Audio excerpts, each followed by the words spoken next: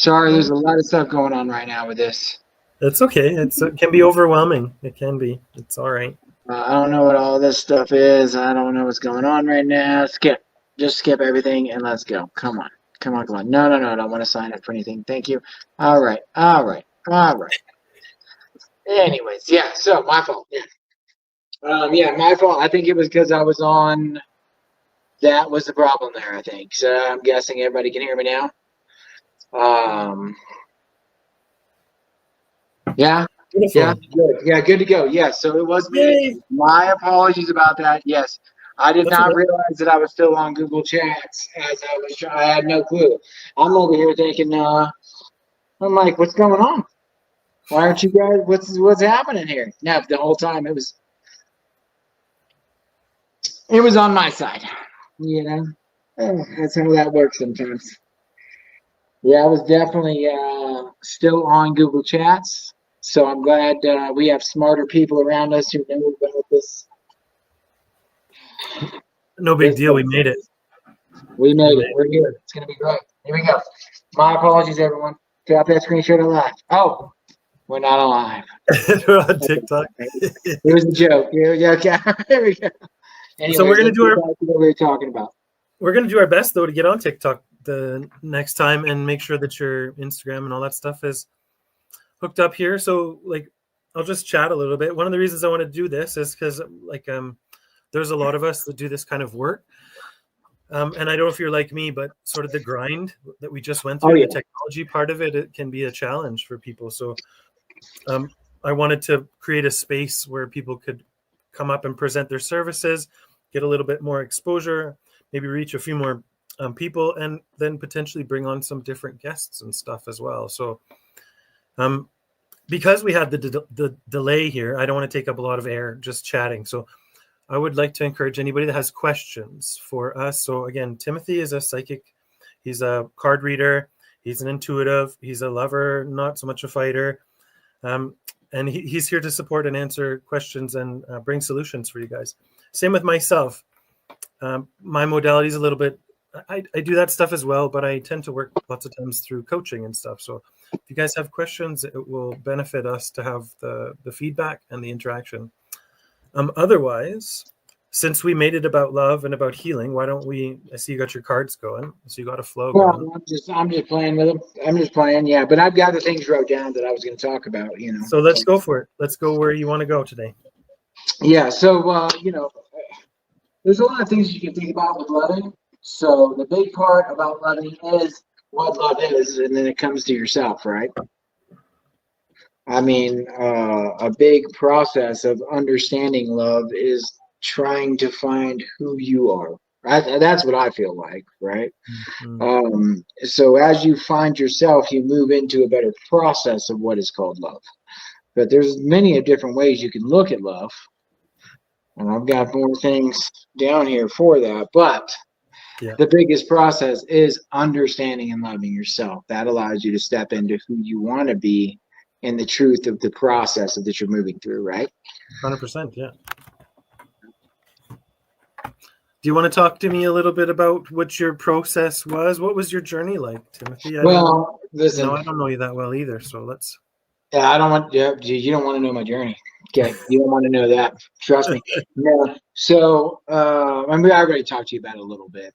You know, there were pains, there was addictions, there was things that really pushed me in a wrong process, right, to allow me to come through and understand myself into a new light. I didn't trust who I was. Mm-hmm. I was trying to be somebody I wasn't. You know, and when you do that, you lose truth of self and wise of, hey, I'm an artist, I'm a healer, I love these things. You know what I mean? These are the things that I love. I love the energies that I feel. I'm starting to understand the emotional connection to what I am. And so back then I didn't know who I was. I thought I was crazy, you know?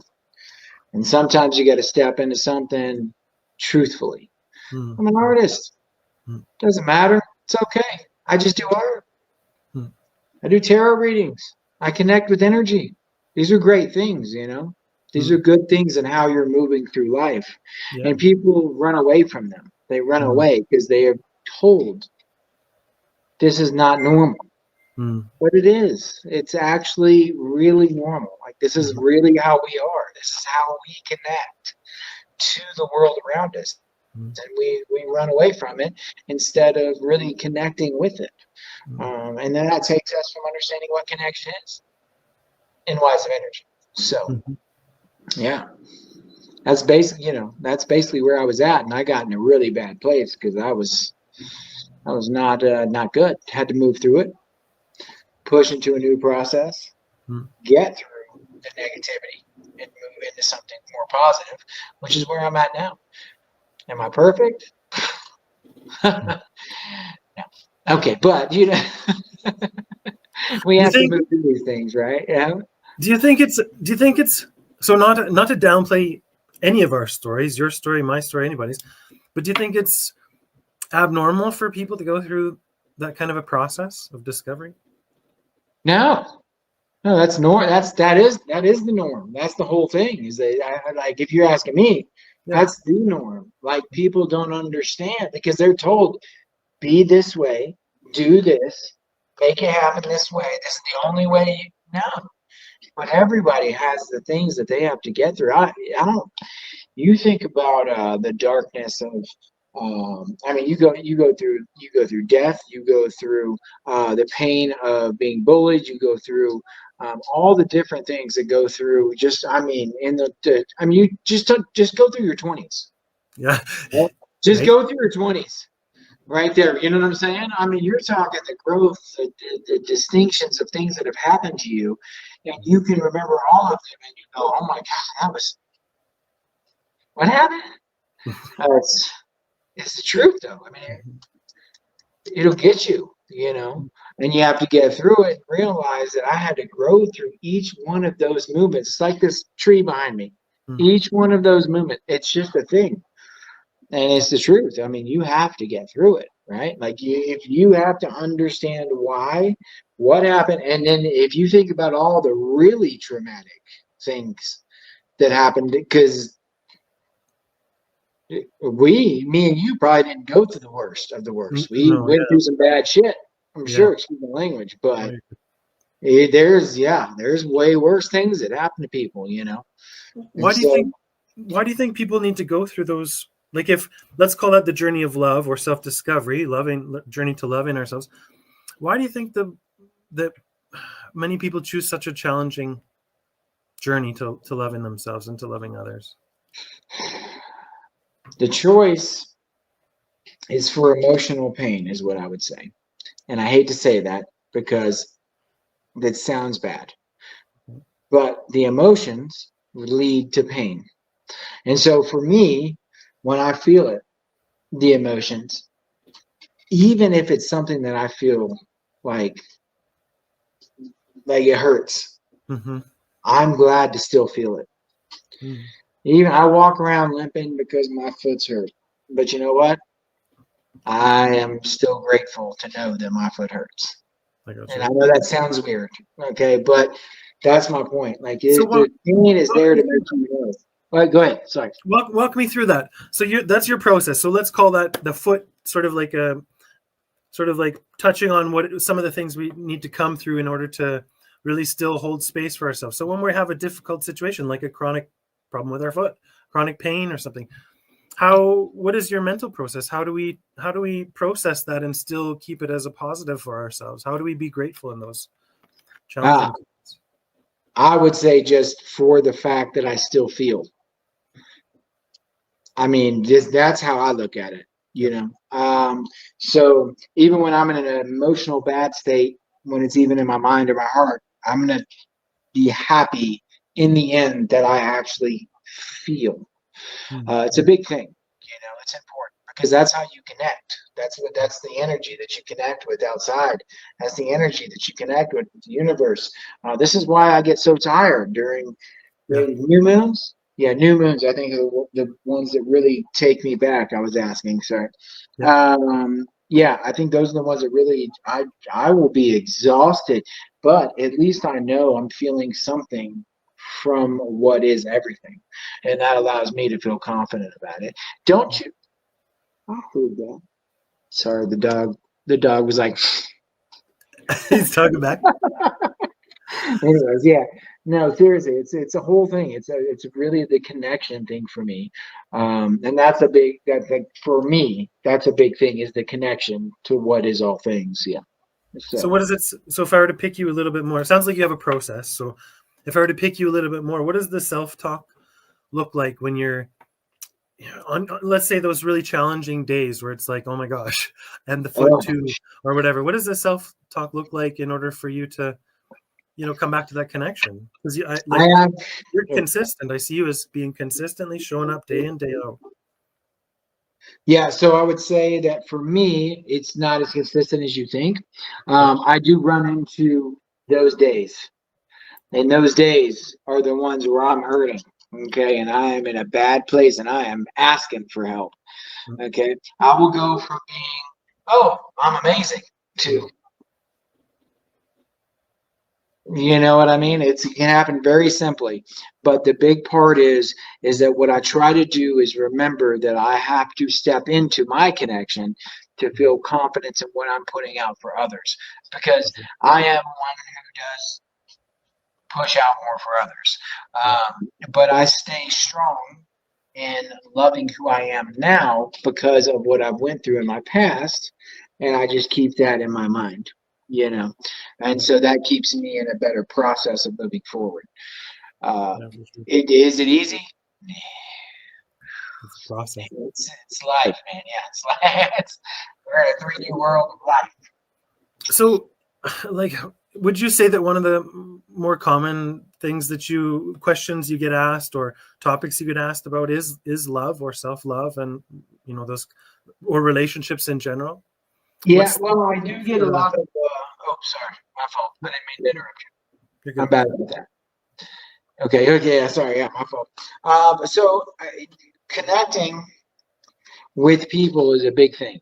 Everybody's searching, and they want to feel that searching with connection, but they're searching for other people, and so that can take you away from seeing the beauty in self. And so my big thing is, it's more about, for me personally, connecting with the energy around me. Right. This allows you then to connect better with the people. So you've got to remember that there are people there's no way you're connected with. You know what I mean? Yep. Yeah. And so that's a big part of that. That was actually my second point as well on my list there. Is that it's very important. You can't connect with yourself and the things around you. Okay. And then that's the energy that you're pushing out. And that is the energy you're going to receive back. So at the moment that say you make it that far to, you realize, hey, I got to connect with the energy around me. And so you find yourself out on a walk, and you're by the creek, or you're in the trees or whatever. What happens when sort of that energy that you want to connect to still feels distant? How do you cope when it still feels distant when you're trying to connect? So say you've done your normal stuff, and which normally works for you isn't working. How does that play out for you? That is an incredibly great question, because I love that right there. Yeah, I love that. So my step for me is to understand that the reason that it's not connecting is because it's not supposed to. But the process of connection should come in as energy that is holding. So if you're out there, you're doing your thing, you're doing your meditation, you see someone and you're like, oh man, I should probably connect with that person. And then you walk up and then is not there. That's not your fault. You know what I mean? That's just the energetic connection of both of you saying nope. Okay? It's saying no. It's just saying no. It's just how it works. So what I like to do is make sure that when I'm doing my meditations or trying to ground, that I am staying positive in who I am. That way, once again, that energy pushes out for the right people. You know what I mean? It's how it connects. Now, don't get me wrong. I mean, we're living the 3D world. We're out there. I'll go play pool. We'll go hang out, whatever. you know, and there's people around that I get annoyed with, but I'm on me. You know what I mean? Because What is it? otherwise you're running away from energy, you know? Can I ask you? I'm interested, and you say there's times where you're annoyed and you're out with people. What does it mean to you at those times where you're annoyed with some of those other peripheral energies or those other people? Yeah, it's just literally the feeling of negativity. So that's normally when I say that, that's what it is. It's the pull, or I'm sorry, the push in against me that I can feel the negativity, and I'm not able to feel the confidence or feel feel the energy in a positive way. And normally that's going to be when you're out somewhere. I'll tell you what, Walmart's one of the hardest places to go for me. I can't. Yeah, check Walmart just it takes me down. Okay, that's We love you, Walmart. We're not dissing oh, Walmart, yeah, we love you, Walmart. and we love the people of Walmart. It's just we're talking about I being gotta run sensitive. around that place really fast. Yeah. But isn't it true that those of us who are really sensitive, like, would you say you identify as maybe like, I don't know what the word would be, like an empath or something, like a sensitive, and would you fall in that category? I would, yeah, empaths, empathic. There's intuitive. There's all the words that you use for it, but it's definitely, like you said, more sensitive. You know, it's more of a understanding of feeling stuff from the outside in compared to the inside out is what I would. You know what I'm saying? You can feel it coming in, yeah. And so then you want to be inside out compared to what's coming in on a painful state. Because I mean, it can be painful sometimes. You know. Sure. Yeah. Yeah. What do you do to move those times where it's really challenging in terms of pain? And you obviously you feel the love instead, but I'm not gonna lie to you. Sometimes I run. Okay. But no, seriously, like it's a whole thing. I go breath work. I'm a big breather. Yeah, I run 2 noses, one mouth. I will run. Sometimes I'll run with the really hardcore nose. But it just depends on where I'm at. I can't do that in Walmart. You know what I mean? Yeah, I mean I could, I guess, but yeah, I just hasn't happened yet. Get to a place. Yeah, I just got to get to a place to where I feel confident and comfortable, and then I get back to my to my core. So it's not as easy as everybody's like, oh look, meditation, things like that. Don't get me wrong, meditation's beautiful. Don't sure it is. Yeah. It's just one of those things where some of it's more difficult than you think, and so I want people to realize that it's not as easy as everybody thinks, because some of us go deep. Yeah, for sure. Yeah, there is a lot of depth to the level of sensitivity for some, and then it sounds like if it's a deep, like you're trying to draw the picture, if it's a deep sensitive level, then there might be a good amount of time for it to process, for it to actually make sense, up here or whatever. Absolutely, and grow 100%. That was perfectly said. I love that. That was perfectly said. That was yeah, absolutely. That was beautiful. Yeah. It made a lot of sense when you brought up Walmart, because it feels like it's really relevant for a lot of people. And like, if we were to break that down a little bit more, like we said, we weren't dissing Walmart or whatever. We love and appreciate them. We love and appreciate all the people there. So, but like, why is it that when we go into like an environment like that, there's hyper stimulation? Why is it? This is the phrase. Why do we feel disconnected from love in so many different scenarios in our lives, including the trip to Walmart or whatever? I would say so many different energies. That would be my answer to that. So many different ones that are hitting you in a different way from different people. So you've got, like, normally I can go into a store, right? And I can say, and I've done this multiple times. I can be like, this person is doing this. They're not actually, and like I can tell you about the person, and I can do that because of the energy that they're putting off. So I would say that's the reason. So many different energies, and so when you go in there, and I mean, how many?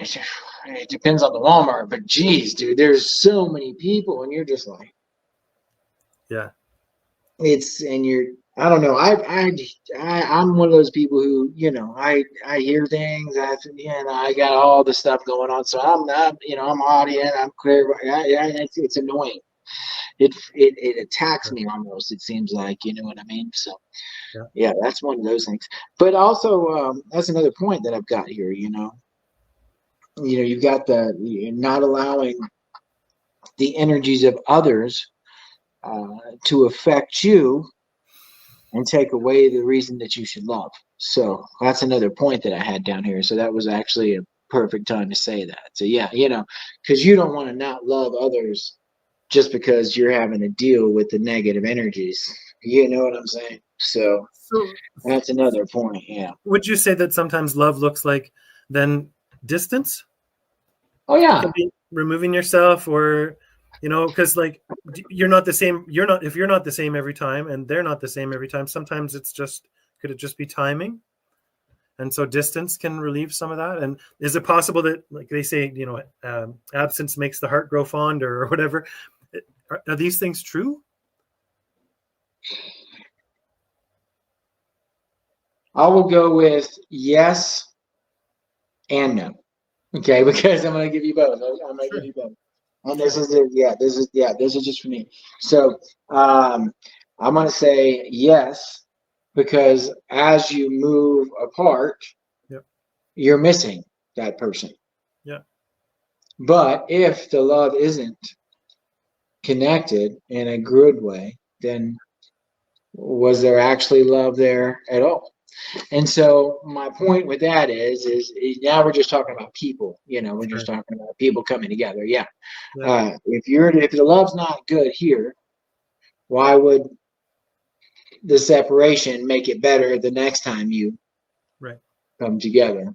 Right. Yeah. Sounds like you're speaking for whatever reason I feel to say that. It sounds like you're speaking from experience from two different kinds of people. Those that come and they're like, they truly do want love and they truly do feel connected to that person. Then there's the other ones that maybe don't know whether they do or not, and they still want to try anyway. Yeah, and they're trying, but then they don't know. Yeah, yeah, absolutely, 100%. Yeah, that's what that. Yeah, that's pretty much how that works. You can walk away from something and hope to come back, or you can miss someone and come back, or you can just actually, have the love that's there for you. Yeah. So how true is it then, if you love something, set it free, and if it comes back to you, it's yours? How true is that idiom?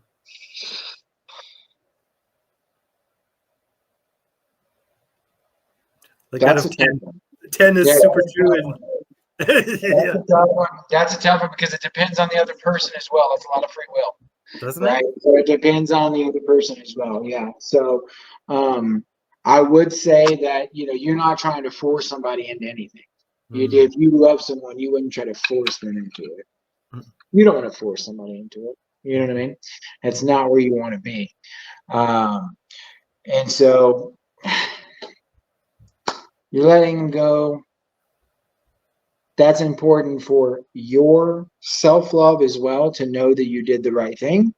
But at the same time, it's going to be a big thing about, wow, I let them go and they didn't come back. If they don't come back, then you're going to hurt yourself for it, right?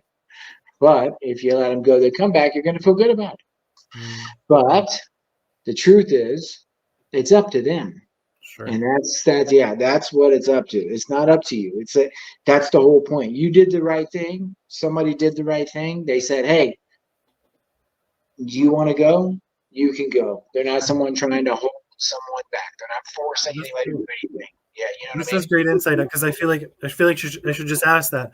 So is love holding on, or is love letting go? And I know I kind of asked this question already, but I feel like there's people that want to know: does it mean we hold on, or does it mean that we let go? What is love? You're never going to stop loving. There's many songs. There's many things. You're never going to stop loving, even if you do let go of that person. The reason you let go of them is because you love them.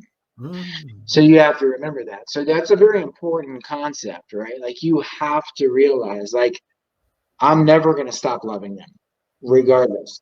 But that doesn't mean they're coming back. It just depends on the fact of who they are. Hmm. The truth is that love Yeah.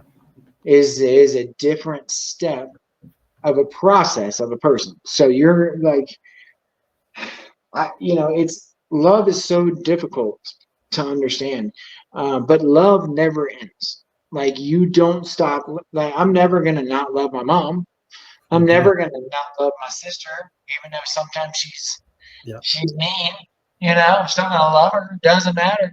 Never gonna stop loving my brother, even though he's an asshole. Still love him. Doesn't matter. Sorry, Jeremiah, if you're anyway. But seriously, no. Like it's a whole thing. Like your love, like actual love, Yeah. actual unconditional love, Yeah. never ends. It doesn't matter what happens. It doesn't matter what happens. You step through it, you move through it, you push through it. But the thing is that even if you have to let it go, like someone, a person, you're still going to love them. You're So still what's going to this? love them. I want to get to this kind of like it's a two-part question, and unless you got something else on your list, you want to? Well, go ahead. I mean, I got 2 things on my list, but we're good. And we don't have to cut off right at 8 because we started late, so you're Sure. good. Go ahead. Okay. Yeah. I'd like to at some point switch and then see if there's anybody watching, if there's any questions. Guys, if you do have any questions, throw them in the chat. If it's just us, that's okay too. We'll be recording this and posting this live, so you guys will get this later. But where I wanted to go with that, I guess, is it sounds like there's a difference between love and attaching. So, lots of people I've heard talk about cords. Or like soul ties. Some people use soul ties. And another term that we might hear sometimes is like soulmates, and or twin flames, even in some circles and stuff. So are these all the same? How do those relate? Let's say, how does a twin flame or soul flame, how does an attachment relate to authentic love? What's the difference between an attachment and authentic love? Okay. Oh God, I can't believe you just asked me this. Oh gosh. There we go. You don't have to answer it. Are you ready? All right, here we go. So, soulmate would be, a dog could be your soulmate. If a soulmate is someone who's in your life for their entire lives. Okay. So it doesn't, your parents, those are all soulmates, right? Okay. Okay, all of that is just, it's a soulmate. So a twin flame is someone who comes in and says, okay, we're going to come together because we have the same type of energy. We've been through the same types of processes. Okay. You come together and then you realize, oh, I can do this on my own. I don't need you. That's how a twin flame works. Yes, normally you don't end up with your twin flame. Okay. The soul flame thing is kind of the new thing that's come out that's more about, coming together as people because of what you've been through and really finding each other. So the soul flame is probably more the one that you're going to end up with. But the twin flame, that's more of a, hey, yes, this is awesome. Oh, I don't need you type thing. That's how it works. I know that's really harsh, but that's just how it is. Most of the time, you don't end up with a twin flame. Twin flame is to remind you that you can do it on your own. That's how that works. Soulmates, beautiful, because you're going to have so many. And like I said, it could be a golden retriever.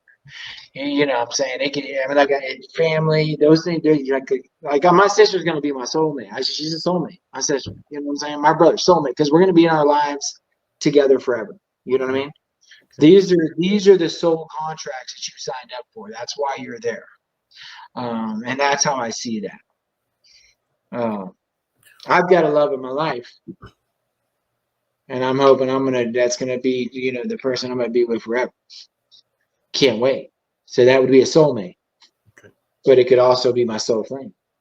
But there's different ways to look at it. So why do people come up with all these names? What? Why do people get so confused? Why is there such a mix-up for people? And how do they, maybe we're just two other voices in a sea of voices that are saying this is this and that is that and blah blah. How do they know for themselves? Yeah, that's a good point, because I don't know. I can't answer that because it's the truth. That's like you just said. We could just be You know, we're just putting out more information that might not be real. And that's the biggest part, right? Like, that's the truth to me. Like, sometimes I don't know. I don't. And I know that's like hard for people to hear or want to admit. But the truth is, sometimes we don't know. We are literally moving through ourselves, through what we're doing. I know a lot of things when it comes to how I feel, what I see, and what I do, but I can't tell you everything. You know what I mean? And it's hard for people to admit that. But I don't have a problem with that. You know, I can just tell you. So do you think that's so? Do you think in the context of relationships and those different dynamics of relationships, soul flame, twin flame, soulmates, do you think people get confused lots of times and they think that they know, or do people change their mind from knowing, right, or believing? What's the difference for them to whether they believe it or not? Let's just say, how do they know for sure? Does it like one of them you said is a short period of time, but the other ones are long periods. So like for someone to test it for themselves, how would they go about testing? Let's talk about you. How do you test it for you? I don't test it. I don't test it. Listen, love is a process and it's a growth. Okay. Coming together, it's a truth, and it's hard. It's rough. Like, it's like a coming together with people, actually coming into a love. It's not easy. I don't test it. So my thing is that it happens or it doesn't. So my truth is that where I'm at now, I have been tested and I am in truth. You see what I'm saying? So there's no testing anymore for me. I mean, the biggest part about it is that, yes, they will get confused on who someone is. Yes, that is the answer to that question. Yes, I should have just said yes, but No, you're good. I like to answer that. You got a process. I put it out there, man. You know, no. But yes, yeah, you get it confused because you, especially from a young age, you start searching for something that's outside of you instead of finding yourself. I was lucky. Even I'd say I was lucky. I went through a really bad time, but I ended up being lucky to find myself and who I am. Which doesn't mean I'm doing anything special, but it does mean that I understand how to connect with love and stuff. I understand how to connect with energies and feel confidence in myself. So I'm lucky to have that. And it really allows me to, even in the worst positions, understand what is beautiful. You feel what I'm saying? And I say that in a way of, like I say, energies and connection. I see something that's there that, even when I'm in my worst spot, I got to come out and be like, damn. You know what I'm saying? Like, you find it, you realize that, hey, maybe in this moment I was even not the right person. I pushed out the negative energy. So you have to remember that, because it's very much a process of connecting. It's very much a process of understanding and being truthful. And so those things really allow you to step into a different, oh my gosh, I almost want to say realm. That's just a little too strong, but you know what I'm saying. You step into it in a different way, and you focus more on what you're putting out compared to what you're taking in, basically. That makes sense. So would you, if I were to ask, I'm really picking you here, and you're doing all the talking, so we really appreciate You're fine. I feel like you're saying things in a way that people understand. So would you say there's different kinds of love then at different stages for people, or is love only one vibration, or is it a spectrum, more of a spectrum or a process, like you said? Yeah, I would say actual unconditional love is one spectrum. Love, though, on itself can be different levels. Okay. Because maybe people don't understand where they're at in the process, if you will. But Sure. Unconditional love is one spectrum. So it's like, I could tell you I love you, man. I have no problem with that. You know what I'm saying? Yeah. Because I do.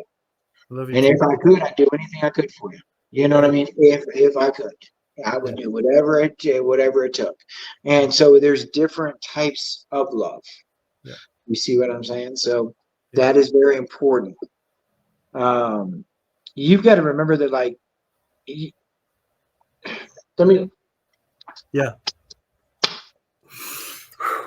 You know, a big love, loving time. This is the thing on my list. Loving time. People are afraid of time because it's going to end. But loving the time that you have in your life, loving that time, huge. See, some people are afraid of the fact that we only have a certain amount of time. But if you love the time that you have, it's way different. You see what I'm saying? Think about the two ways I just said that. Do you love the time that you have, or you're afraid of what is time? Keep that in mind. You know what I mean? I mean, it's a big deal. I mean, that's the thing I had on my list. The last part I had on my list. It's important because the time, it's scary. Why are people afraid to love their time? Yeah, I don't know. I mean, scary because it's got to end. But I try to enjoy every second that I have, and don't forget, then you're enjoying every second with the person that you love. So that's very important as well. You see, when we get into love, if you're talking about love and you're talking about love with another person, enjoy every second you have with them. Even the ones that seem bad. Enjoy it. Because if you don't, you're running from something that's already beautiful. You know what I mean? That's good. Yeah. That's really good. Yeah. That's really, really good. I feel like you've had all the questions and so on and so forth. You're holding the floor beautifully, so we very much appreciate you. Was there anything specifically that you wanted to cover besides you had a list here? But obviously, I want to make it a good experience for you coming. Was there anything you wanted to offer that we didn't put on the agenda? Like I said, I noticed you playing with your cards. Is there anything that's been sitting on you? What I'll say is lots of times people like us, we have themes, right? Especially when we're getting ready for something. Lots of times certain types of people will show up and start asking similar questions. So is it possible that you had some kind of a theme or whatever that you wanted to cover that wasn't to do specifically with addressing this love, something that you wanted to do?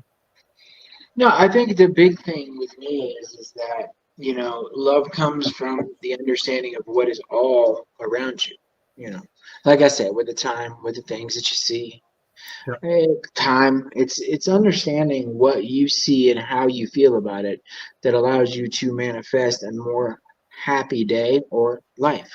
And so, it's easier said than done, obviously, because of all the stuff that we see around us. But just just make sure that you're taking in the small things that allow you to feel confidence in loving what is happening, because there are beautiful things happening around you that you should be loving. You know what I mean? So, yeah, absolutely, 100%. That's about it. Yeah, that's good. So, is love light? Is that the same? Why do people mix those? Whoa.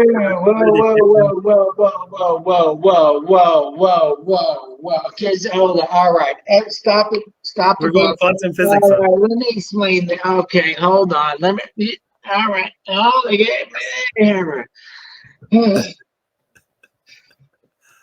Oh, we do have a question. We have a question. Oh, what's that? Should we drop the question here? We're going to put it up here. Drop the question. Oh, I know who that is. What is the question? What's going on?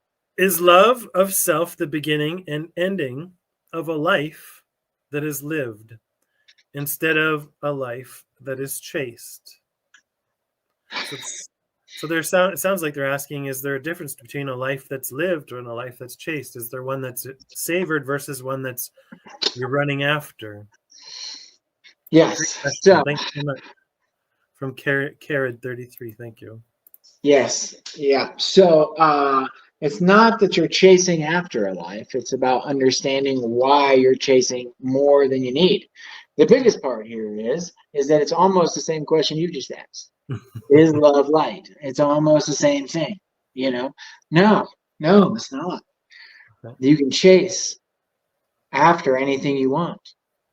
You can run for anything that you feel as if is the best part. That's me. I mean, that's how I look at it. Yeah. But the truth is, love comes from the understanding of just moving through with happiness. Now, don't forget, there is too much darkness to not get through to find a light. Okay? That's the biggest thing. There's too much darkness that you have to get through not to find the light. It's like Okay. that quote that I have. You see what I'm saying? Yeah, You I do. have that even a seed grows roots through the dark before it finds light. You know what I mean? So it Yeah, sounds like you're saying we need the darkness in order for the light to be light. absolutely. You have to. Yeah, you have. Yeah, there's no way it goes either. The moon's not going to be there without it being dark at night, right? So let's go deeper then, if you're okay with All right. that. Yeah, And then does love have light and dark in it? absolutely. There's going to be the dark because we're going to feel the pains of being hurt because we love. So we love someone, something's going to hurt us, and then we feel the dark. And we have to realize that that's how we grow to be okay with seeing light. Absolutely 100%. Yeah. There's dark and light in love. There's no way that there's not. Yeah. It's two sides of the heart. One So beats down, one beats up. Beautiful, good job. Yeah. And a cycle and a loop. Yeah. Then does that mean that? So this question is like, then does love have suffering in it? And is the darkness necessarily suffering? Does it have to be suffering? That part of love. So is suffering part and parcel of love? Do you have to have suffering to have love? Would be the first question. That's a good question. I would say there has to be things that you hate about yourself, and I hate to say that because you don't want to hate yourself, but hate about yourself to understand the truth of love. But I wouldn't say that there has to be darkness in love, but there always is. There always is because you mean suffering in love? there's suffering. Yes. Yeah. Because there always is. Like I said, because when you look at the person that you love, if there is one little thing that affects you. I don't care if it's your child. I don't care if it's your mom. I don't care if it's your brother, sister. I don't care if it's your girl. Doesn't matter. Or your man. Who, I don't know if anybody's listening. It doesn't matter. Like it has to be there. You know what I'm saying? It's gonna be there. They're gonna see something. There's gonna be a way that you see something that affects you negatively, and that hurts because you actually love them. So that actual love is there, and so there's gonna be that amount of suffering. There's going to be that amount of pain. You know what I mean? Does that, yes. And so does that mean does that mean technically love is, or suffering is in the love, or that love occasionally bumps into or shows us suffering as a way of contrast and valuing the love? Does that mean that suffering is in the love, or it's the contrast that helps us appreciate love? Huh. That's a good question. If it's too hard, let me know. We can switch. That's a good question. No, that's a good question. So suffering in the love, or the love creating suffering. So I would have to go with I'd have to go with the first one. Because that's tough. That's tough to say, Like I don't want to say. I think it depends on the love. Is it unconditional? Then it's the suffering you're getting. You're receiving a little bit of hurt and pain from the fact that you love someone. But if it's just like it's not a full love. It's not if you're just, if you're, it's the other way around. You're suffering because, So I would have to go with the first. I'd have to go with a little bit, or was it second? Love a little bit causes a little bit of suffering to remind you. Because if you go the other way, I don't know if it's true love. Well, I'm just asking the actual full. I want to make sure the question's really clear. So let's just say there's a little orb, and we'll call that love. Okay. And in there, we've established that there's light and dark. So we've established we were talking about. And then I asked, is there suffering inside of that orb, or does that little orb sometimes bounce off a brick wall called suffering? Is the suffering in the orb, or is it on the outside?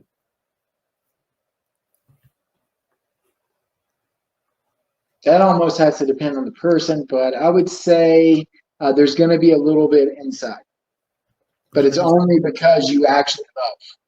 Okay. Okay. Yeah.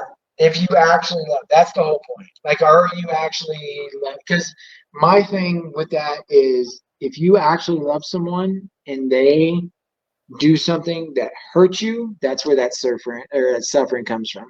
But that actually now sounds kind of more like it's bouncing off them. So it kind of sounds like it's bouncing off the wall. But yeah, you're always gonna have the pains inside of you from what you've been through. So it could go both ways. But love is not always gonna be unicorns and rainbows. Is like what I like to say. Okay. So yeah. You have Nothing is unicorns and rainbows. You know what I mean? That's a hard one, man. That's a tough question. That's a good question. That's a tough one though. I would have to like sit down and write about that one probably. I'd have to. That's a I wouldn't hard be one. surprised that you That's paint, a tough one there. Yeah, that's a tough one. That's rough. And I'm not even getting anything from my people about it. That's a rough one because that. I mean, that could go either way. You know what I mean? That's a. So Yeah. isn't it? So if I were to jump in and just pretend like I could answer my own question, isn't it? Wouldn't it be, like you said, both? Because there can't be one without the other, but it doesn't necessarily mean that one is inside of the other.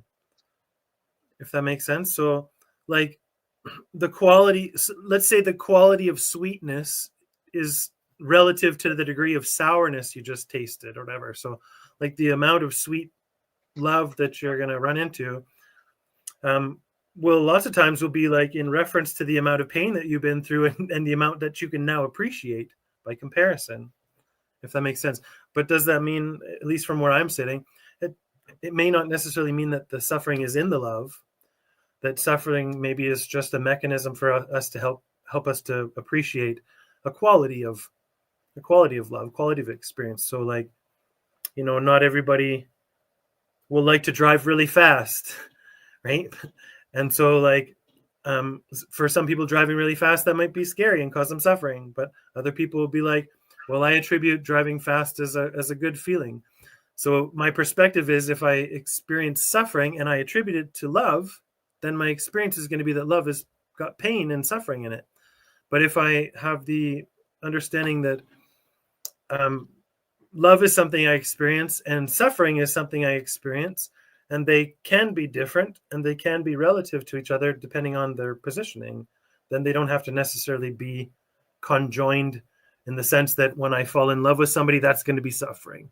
Like what I'm kind of getting at is like, do you think people have an amount of fear about love and expressing and being and living in love, experiencing new love, because somewhere in their records, they've stored that inside of the love from the last time was suffering. And so rather than understanding that no, suffering was separate, they're two different things, even though they come lots of times together, it's a choice. It can be a choice. Does that make sense? So how do we get free from fearing that we're going to get hurt or there's going to be suffering in love? Well, we don't really, if we think that it's inside of love. But if we understand that they can be separate and they're not necessarily, one isn't in the other, maybe people will be a little bit less reserved about expressing, experiencing, stepping into, all that kind of stuff. Love. Just my thought. Yeah, no, beautifully said. That's how that works.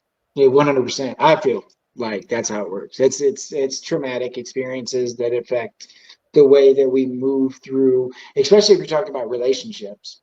It's a big thing. Yeah, no, I mean you crush it. It is what it is. I mean, that's what happens. It hurts, I've been through pain. There's certain things that'll make me go, oh, what? You know what I mean? Like, yeah, it's just how that works. And so as you're trying to move through it, it's the brain patterns, if you will, are going to affect the way that you are feeling in a situational moment. So I agree with that 100%. Yeah, I really do. As we're moving into finding ourselves better, we can grow through that because we understand. We go, oh, wait. I remember. Nope. That's me. And that's how that happens. But yeah, absolutely. It is definitely definitely a big thing. That's what I was talking about earlier when I was talking about me. I still have the moments where I'm like, this isn't, wait, oh, I'm sorry. You know what I mean? Because we all have it. It does, it's there. It's there. Yeah, We're trying to move into loving who we are, growing into what we can be, and then being able to connect in a better, positive way. Because it's difficult. It's why there's so much separation. That's why it's so hard to go to Walmart. Like we were talking about earlier. Not because the thing won't come out of the cart and you can't get the coin and whatever. Well, that too. Yeah. Hey, I just want to pop into the comments a little bit, guys. I want to say thank you to Jen. I want to say thank you to Kathleen. I want to thank. We had Patricia here earlier and tech support. We had Maureen pop in. We had your people pop in here. We got Carrot 33 pop in. Jen Trejo, thank you. Welcome.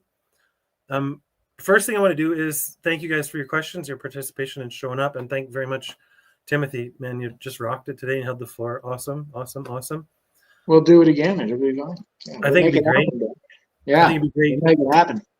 Carrot had asked, we answered. We want to make sure that she got her question answered. So, is there a spectrum, duality, imbalance of all things to teach us how to love, live, connect, and experience? And if it's okay with you, I'd like to pop into that question for a minute and address it or whatever. It sounds like for me, there's a bunch of pieces in this question. So first, I would break it down and say, is there a spectrum? And just sort of cut the question off there. 100% always there's a spectrum in everything.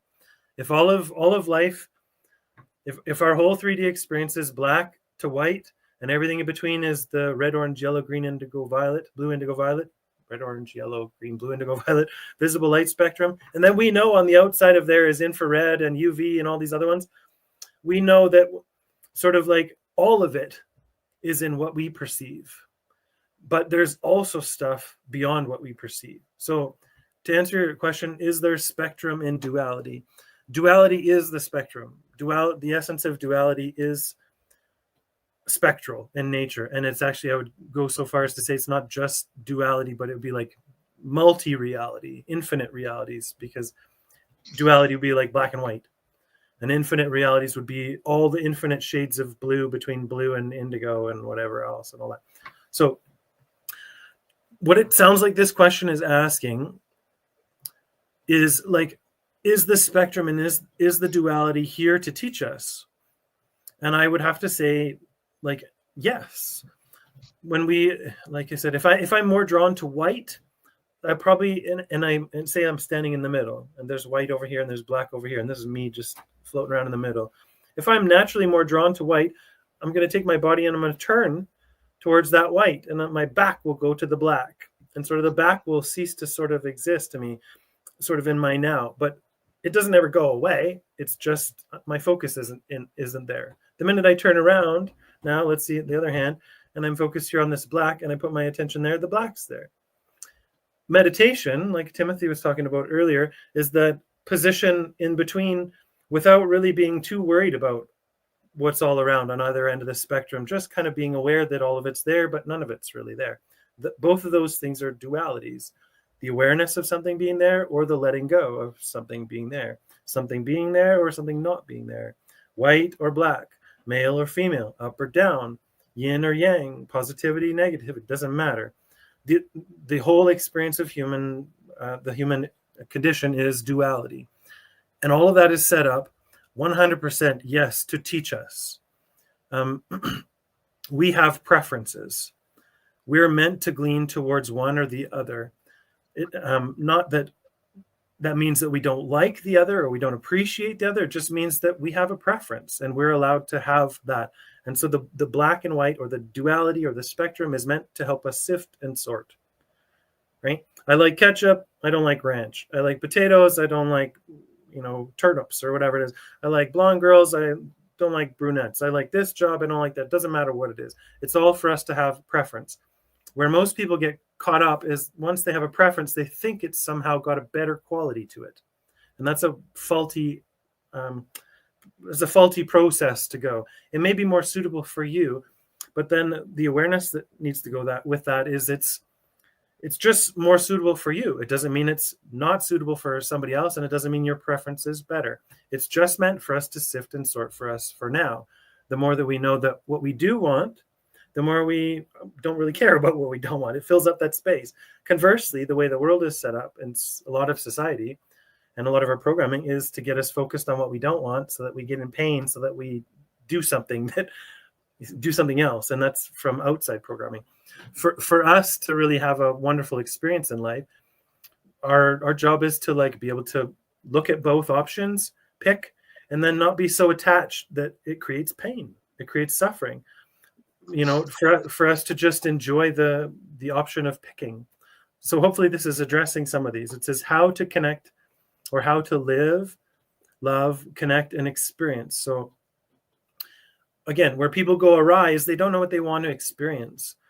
Because we're so used to so much pain, we think that that's normal. Because we're used to so much stress, we think that that's normal. Because we're used to so much busyness, maybe it's trauma, maybe it's relationship problems, maybe it's absence of love, self-love.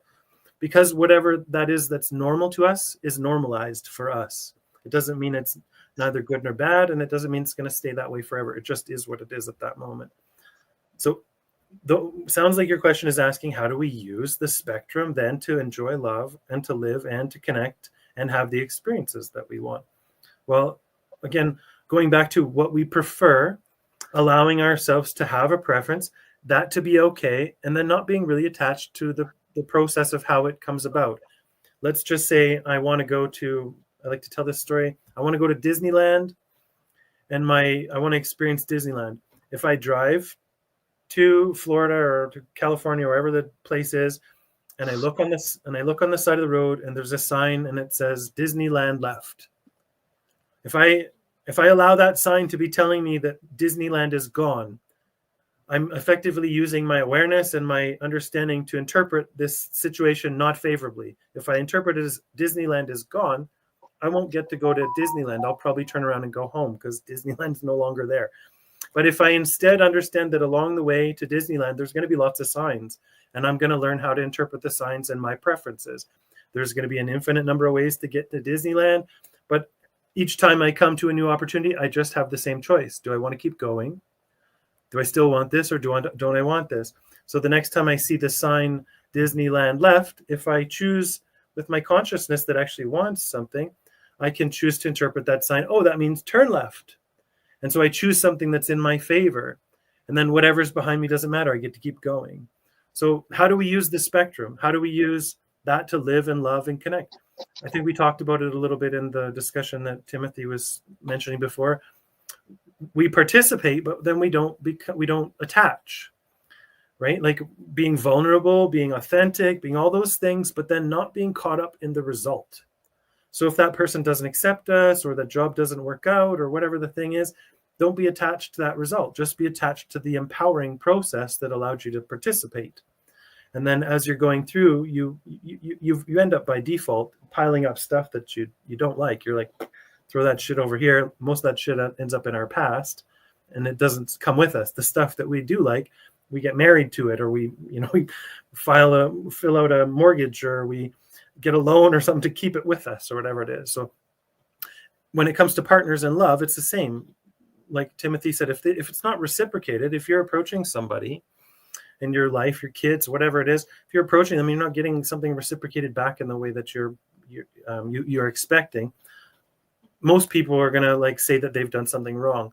At the end of the day, there's the high level love, like Timothy was saying, that supersedes everything. And then there's the like moment by moment way that we interpret it. If we interpret it as, well, that wasn't love, we start to build up diminish the high level, a capacity of that love. We always have agency. So it's always about tasting the flavors. Timothy says he doesn't try on. He's not trying anymore. He's sitting in the place of what he wants. It's everybody's prerogative. If we're talking about experiencing it in every moment, there's still, if we're honest, Timothy, probably there's still times during your day with your partner that you guys have conversations, or you have experiences, mutual experiences, and you're still like, I like that, but I didn't like it. I like it, but I didn't like it. Like, we still have preferences. It doesn't mean we stop loving each other and we stop being connected. It just means we have preferences, and then we let that go.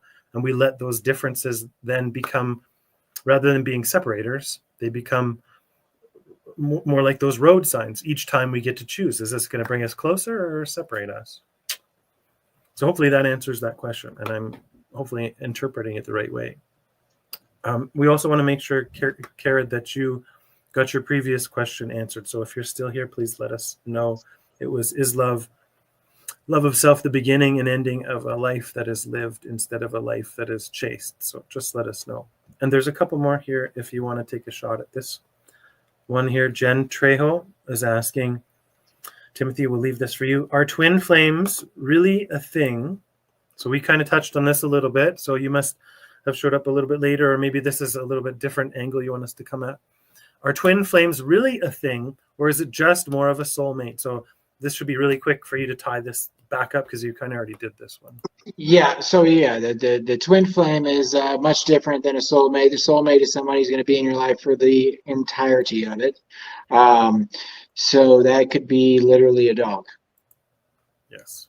Okay. So anyways, yeah, no. So that's the soulmate thing, is a contract that you put in when you come in, and it's there's going to be a lot of soulmates in your life. A twin flame is somebody's going to come in and leave. And that's going to be something that they leave, but mainly because you're going to not want to stay, because it actually comes into a point of understanding that you can do it on your own. You guys have gone through the same traumatic instances. You come together and then you go, wait, you know what? Boom. That's what a twin flame actually is. You normally do not end up with your twin flame. I know a lot of people think that they should, but that is not how that works. A twin flame is very much a lesson learner and out. And that is how that works. Sometimes they last for years, but normally they're pretty quick. Boom, boom. But yeah, that's how that works. And then there's also your, like he was talking about earlier, soul flame. That's different. That's one of those ones that actually comes together and kind of understands, start learning about each other and coming together kind of like a tornado and feeling confidence and connection. So there's a lot of different ones out there they have names for. The soul flame is kind of a new one that came out. So it is, yes. I like it. Yeah, I like it. I actually like it. I think it's a very big thing, because it comes down to connection, understanding, and coming together.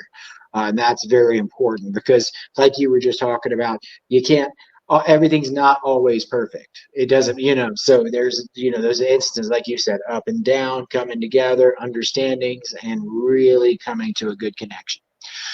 Absolutely. Cool. So we've been going for a little bit.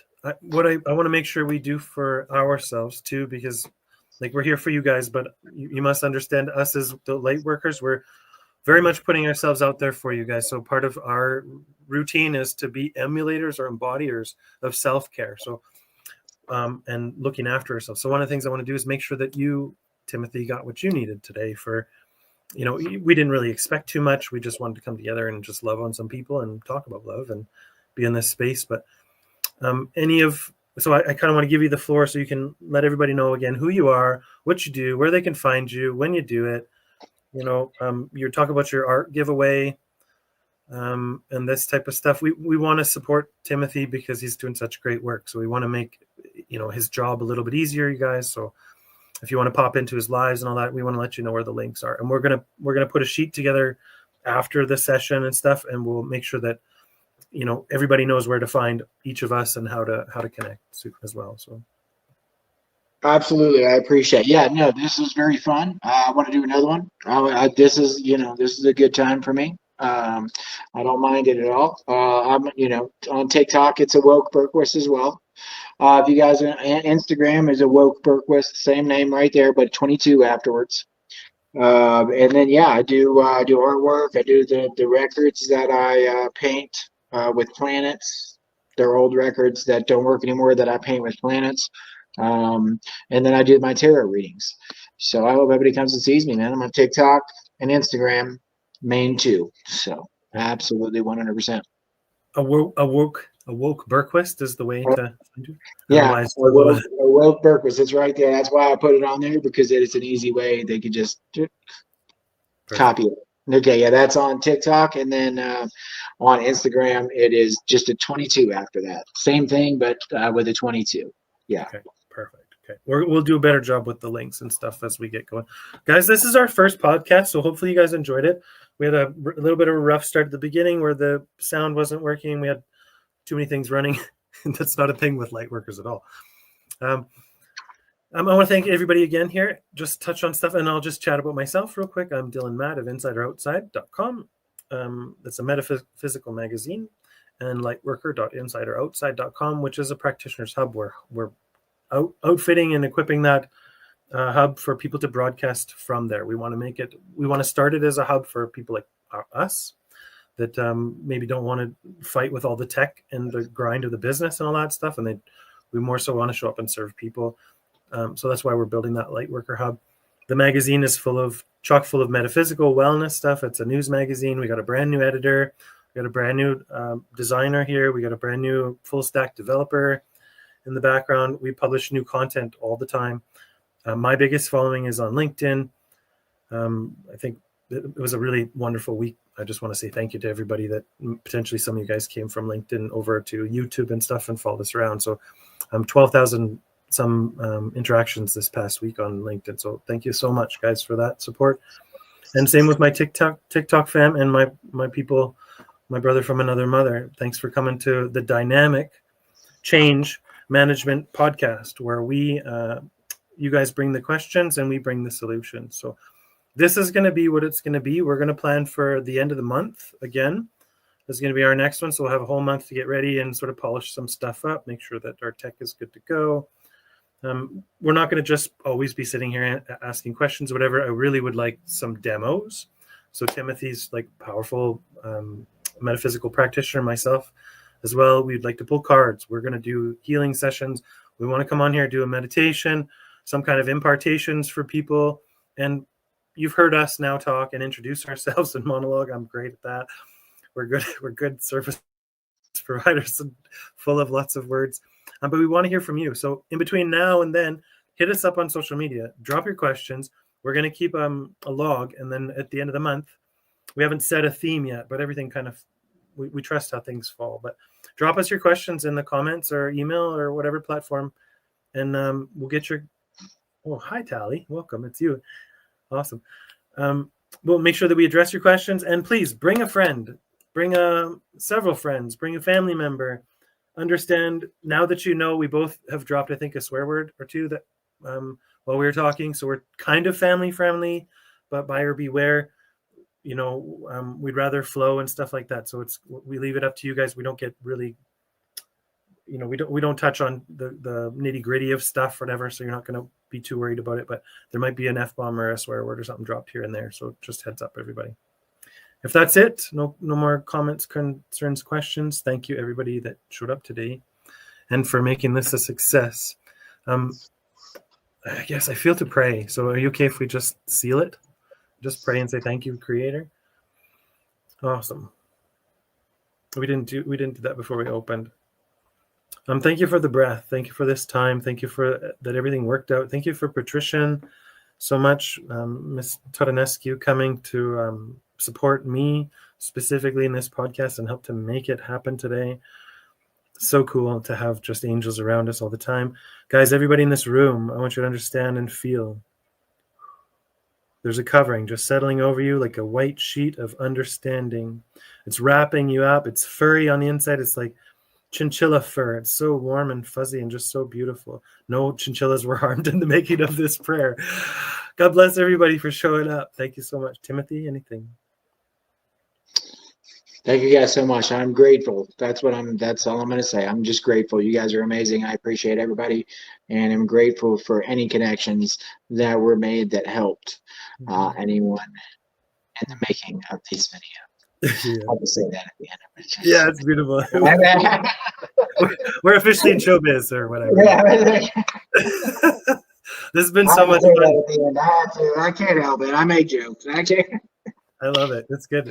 Every human needs to laugh more, especially in these days. Absolutely. We're not ignoring reality. We are creating reality. We are you. That's We are right. proud to be you powered. We are light workers. We are here for you. The gifts we have Absolutely. flowing through us, the energy for life force flowing through us, is the same one that flows through you. You guys have these gifts. You guys are called, chosen, equipped, all of the beautiful stuff. We hope that this space has helped you become or embody more of who we know you are and who you're becoming. Thank you for this. We'll be in touch with you after. All right. Mass love. Thank you. Okay, take care. Bye, everybody.